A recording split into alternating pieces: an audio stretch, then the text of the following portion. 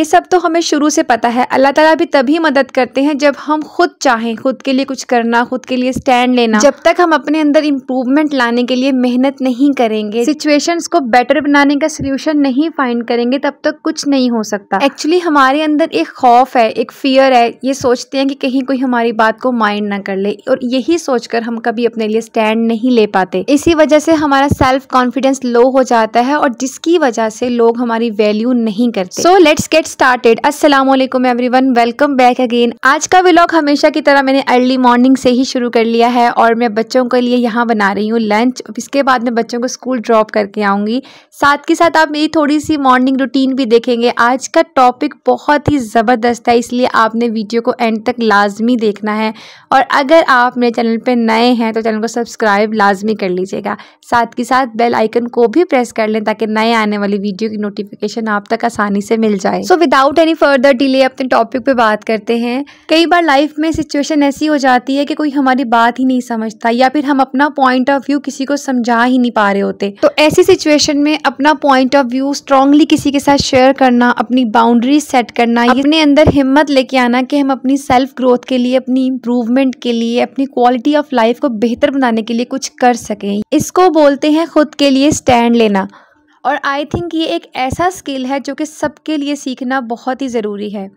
और ख़ुद के लिए स्टैंड लेने का हरगिज़ ये मतलब नहीं है कि हम किसी के साथ बगावत करें, चीखें चिल्लाएं, बात को मनवाने की पूरी कोशिश करें, बल्कि बिना चीखे चिल्लाए स्मार्टली ब्रेव होकर खुद के लिए भी हम स्टैंड ले सकते हैं। सबसे पहले तो आपने एक चीज़ अपने माइंड में बिठा लेनी है, अपने माइंड को इस चीज़ के लिए सेट कर लेना है कि आपने खुद को सपोर्ट करना है, अपनी लाइफ को इम्प्रूव करना है और इसी वजह से आप स्टैंड ले रहे हैं। लेकिन आपका माइंडसेट हरगिज़ भी ये नहीं होना चाहिए कि आपने किसी को नीचा दिखाना है या फिर किसी को प्रूव करना है कि तुम गलत थे, मैं सही हूँ। हमें बस अपने पॉइंट ऑफ व्यू को देखना है और अगर कोई सामने वाला हमारा साथ नहीं भी देता, अगर आप ठीक हैं तो आप अपने पॉइंट ऑफ व्यू के ऊपर डटे रहें। नेक्स्ट थिंग जो कि हमें खुद का स्टैंड लेने के लिए करनी है वो ये है कि हमें अपनी बॉडी लैंग्वेज पे फोकस करना है, यानी कि आपको कॉन्फिडेंटली बात करना है। जब भी हम अपना पॉइंट ऑफ व्यू किसी के साथ शेयर करते हैं, किसी से डिस्कस करते हैं, तो हम अगर फुल कॉन्फिडेंट होकर बात करें तो अगला बंदा हमारी बात से सहमत भी होता है। अगर आप अपनी बात को डरते हुए या फिर बहुत चीख के चिल्ला के बदतमीजी से रूड वे में बात करेंगे और बोलेंगे कि नहीं हमें ऐसे करना ही करना है, तो ऐसे कोई भी आपकी बात को नहीं मानेगा और इवन कोई आपको वैल्यू भी नहीं करेगा। अगर आप फुल कॉन्फिडेंट होकर अपनी बात सामने रखोगे तो आपको वैल्यू भी मिलेगी। एक्चुअली बात यह है कि जब हम फुल कॉन्फिडेंट से किसी से बात करते हैं तो सामने वाले पर्सन को ये लगता है कि ये कोई सॉलिड बात कर रहा है और वो बहुत ध्यान से गौर से सुनता है और फिर वो हमारी बात से एग्री भी कर जाता है। और कॉन्फिडेंट बंदे की ना सभी वैल्यू करते हैं। लेकिन अब बात ये आती है कि खुद के अंदर कॉन्फिडेंस लाएं कैसे, क्योंकि अक्सर ऐसा ही तो होता है, जब कॉन्फिडेंस नहीं होता तभी तो अपनी बात नहीं कर पाते, तभी तो अपने लिए स्टैंड नहीं ले पाते। तो उसके लिए ना आपको 3 बातों का ध्यान लाजमी रखना है। सबसे पहले ये कि अपने शोल्डर और बैक को ना स्ट्रेट रखा करें। सेकंड थिंग, जब भी किसी से बात करें ना आई कांटेक्ट को मेंटेन कर लिया करें। सामने वाले की आंखों में देख के बात करने से बंदा कॉन्फिडेंट लगता है, क्योंकि डरे हुए और सहमे लोग कभी भी कॉन्फिडेंट नहीं लगते। थर्ड थिंग ये कि जब भी आप किसी से बात करें तो बहुत आराम से बात करें। जितना आप आराम से बात करेंगे और ज़रूरी वर्ड्स जो उनसे उन पे स्ट्रेस देंगे ना, तो अगला बंदा आपको बहुत कॉन्फिडेंट समझेगा और आपकी बात को बहुत गौर से सुनेगा। तो ये चीज़ तो हो गई क्लियर कि आपको अपनी बॉडी लैंग्वेज पे किस तरह फोकस करना है। अब नेक्स्ट थिंग ये है कि खुद के लिए स्टैंड लेने के लिए आपको हेल्दी बाउंड्रीज सेट करनी होंगी। हेल्दी बाउंड्रीज को सेट करने का मतलब ये है कि अपने इर्द गिर्द एक सर्कल क्रिएट कर लेना है। वो चीज़ें जो आपको पसंद नहीं है या वो लोग जिनसे आप मिलना नहीं चाहते और वो बिहेवियर जो आपको एक्सेप्टेबल नहीं है, वो आपने क्लियरली सामने वाले पर्सन को बताना है। क्योंकि जब तक हम सामने वाले पर्सन को ये बात नहीं बताएंगे कि आपको क्या मजाक पसंद है, आपको क्या चीज़ पसंद नहीं है, कौन सी बात आपके साथ करनी चाहिए, यानी किस तरह के बिहेवियर से आपको बुरा फील होता है, जब तक हम उनको नहीं बताएंगे वो ऐसे ही हमारे साथ बात करेंगे और फिर हमें ये लगेगा कि वो हमारी इंसल्ट कर रहे हैं। इसीलिए पहले ही सामने वाले पर्सन को बहुत पोलाइट वे से क्लियर कर देना है कि हमें इस टाइप का मजाक नहीं पसंद। बाकी और भी हम बाउंड्रीज डिफरेंट तरीके से सेट कर सकते हैं।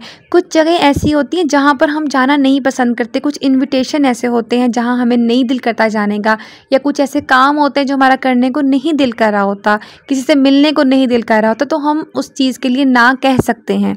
और कुछ काम को करने से ना हमें नेगेटिव वाइब आती है, लेकिन हमें मजबूरी में करने पड़ते हैं और हम दूसरों को खुश करने के लिए वो काम कर रहे होते हैं। तो अपनी बाउंड्रीज सेट करने का यही मतलब है। कई बार ना हम डर रहे होते हैं, अगर हम इस काम के लिए नो कह दें तो अगला बंदा माइंड ना कर जाए। अगर हम किसी को ये बता दें कि आपने जो बात की है वो मुझे पसंद नहीं आई, तो कहीं वो माइंड ना कर जाए। तो इस तरह की बातें करने से ना हमारे दिल में काफ़ी खौफ होता है। लेकिन याद रखें, जो मैच्योर पर्सन होता है ना, वो दूसरों की बाउंड्रीज़ का ख्याल करता है, वो दूसरों की बाउंड्रीज़ की भी रिस्पेक्ट करता है। नेक्स्ट थिंग, जब हम अपने लिए स्टैंड ले रहे हों या फिर अपना पॉइंट ऑफ व्यू किसी के सामने रख रहे हों, तो हमें अपने ऊपर अपने इमोशंस पर कंट्रोल करना है। क्योंकि अगर हम अपने इमोशंस पे कंट्रोल नहीं रखेंगे, किसी के कुछ कह देने से फ़ौरन से रोने लग जाएंगे, बहुत सारा गुस्सा आ जाएगा, अपने आप को बहुत लो फील करने लग जाते हैं, या फिर अपने आप को बहुत रो रो के दूसरों के सामने अपनी बात को रख रहे होते हैं, सैड होके रख रहे होते हैं, तो ऐसे में सामने वाला आपकी बात को बिल्कुल भी नहीं समझेगा, आपकी बात की कदर नहीं की जाएगी, क्योंकि हम उस टाइम पे इमोशनली वीक होते हैं। लेकिन अगर ठीक है, गुस्सा हर किसी को आता है, अगर आपको गुस्सा आ जाए तो आप उस टाइम पे एक पॉज ले लें, थोड़ा सा खामोश हो जाएं और आराम से सोच समझ के तहम्मुल से बात करें, ताकि आपकी बात की वैल्यू की जाए और अगले बंदे को आपकी बात समझ आ जाए। नेक्स्ट इम्पॉर्टेंट थिंग, कुछ लोग ऐसे होते हैं कि कोई अगर बात कर रहा है तो फ़ौरन से उसके हाँ में हाँ मिलाते हैं, बात को सही तरह सुनते नहीं हैं, बस उनको हाँ हाँ जी जी कहने की ना आदत होती है। तो ऐसे बिल्कुल भी नहीं करना। अगर ऐसे आप करेंगे तो कभी भी खुद के लिए स्टैंड नहीं ले सकेंगे, कभी भी किसी बात से इनकार नहीं कर सकेंगे, क्योंकि हर बात में जी जी कहने वालों की पर्सनैलिटी ना सबको वीक लगती है। उनको ऐसा लगता है कि इसका अपना कोई पॉइंट ऑफ व्यू नहीं है, बस ये हर किसी की बात पे राज़ी है। लेकिन अगर आपको किसी की बात नापसंद लगे और किसी की बात से आप डिसएग्री हो रहे हो, तो वहाँ पर अपना पॉइंट ऑफ व्यू दिया करें, आप उसको बताया करें कि नहीं मुझे ऐसा नहीं लगता, ऐसा नहीं ऐसा हुआ है। तो ऐसा कहने से ना आप कॉन्फिडेंट लगेंगे, अपना पॉइंट ऑफ व्यू सामने रखने से दूसरे बंदे के दिल में अपनी इज्जत बनाएंगे। चाहे 4-5 लोग एक चीज़ से डिसएग्री कर रहे हैं या एग्री कर रहे हैं, तो आप अगर डिसएग्री कर रहे हैं तो अपना पॉइंट ऑफ व्यू लाजमी रखें सामने, जो ये शो करता है कि आप खुद के लिए और अपनी बात के लिए स्टैंड ले रहे हैं, ये ले सकते हैं। तो जब हम ऐसा करते हैं ना, तो हमें अंदर से बहुत खुशी फील होती है कि हम अपनी बात किसी के सामने रख सके हैं। तो आई होप आपको मेरी आज की वीडियो अच्छी लगी होगी, मैंने सभी पॉइंट्स अच्छे से क्लियर किए होंगे। मिलते हैं अगली वीडियो में एक नए टॉपिक के साथ, तब तक के लिए अल्लाह हाफिज़।